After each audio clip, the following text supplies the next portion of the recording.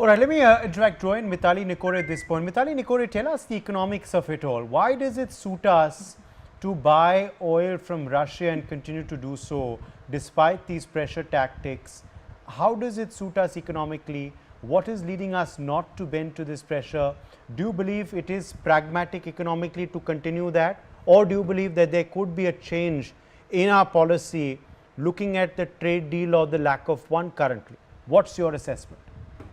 So I think, Uday, first of all, I'd like to start by agreeing with both Professor Nalapad and Ambassador Mukherjee completely that, at the end of the day, India gets to trade with any country on its own terms. Those terms, of course, have to be fair and following a rules based international order, as we have always done.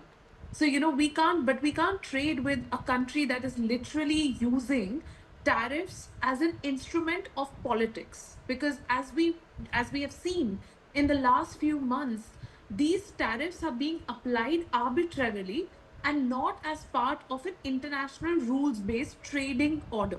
So that's the first point. The second point is, now when we look at the composition of India's trade to the US, we find that one of three of the most exposed sectors, to these tariffs are electronics, textiles, and auto components. These are the three sectors which have the maximum exposure.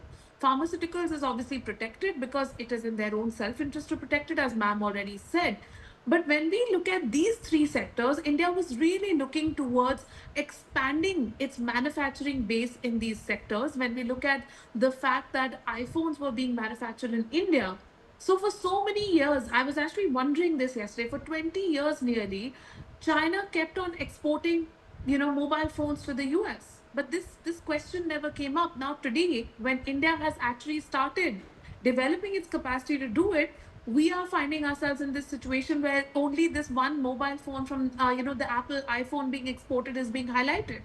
But there are so many other electronics goods that India needs to manufacture, needs to gain the expertise to manufacture, and we, of course, need to have access to a global market to be able to manufacture that at scale. So I think for our manufacturing sectors' ambitions to go forward, in high technology sectors like semiconductors, like electronics, like tech goods, like even machinery and machine equipment, we need to have access to more global markets. But does that have to be just the US market? Absolutely not. We have just concluded a very successful trade deal with the UK. We are currently in the middle of negotiation of the trade deal with EU. We are going to be looking at newer and newer markets like Japan and South Korea. We can work with them. We can work with the BRICS countries as a bloc. We have a lot of options for continuing ahead with our growth. And I think the Prime Minister also said, the third point I'd like to make is what the Prime Minister said yesterday. He said it is now time for Indians to purchase goods which have been made with the blood and sweat of Indians.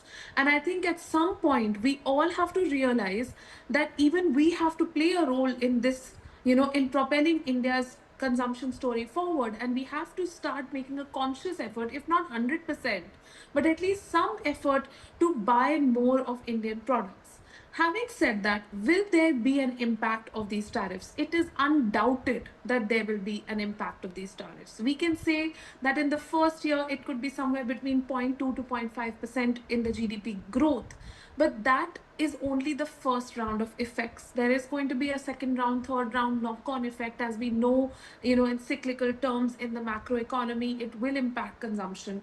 And this is where I think the government needs to tackle this head on, accept that there will be an impact, and also protect the most vulnerable classes, protect the poor, protect the low income people, and make sure that, like we did at the time of COVID, we put in place very strong social protection mechanisms to protect the vulnerable communities. And finally, I'd like to say, when we look at our agriculture sector, when we look at our dairy sectors, at this point, we have obviously had to protect them, because when you're dealing with a country like the US, where the large amount of subsidies are being given to the agriculture economy in the US for decades, we are facing a situation where those products could be just dumped in our country. We can't have that. But at the same time, we have to now strengthen our agricultural economy and dairy economy.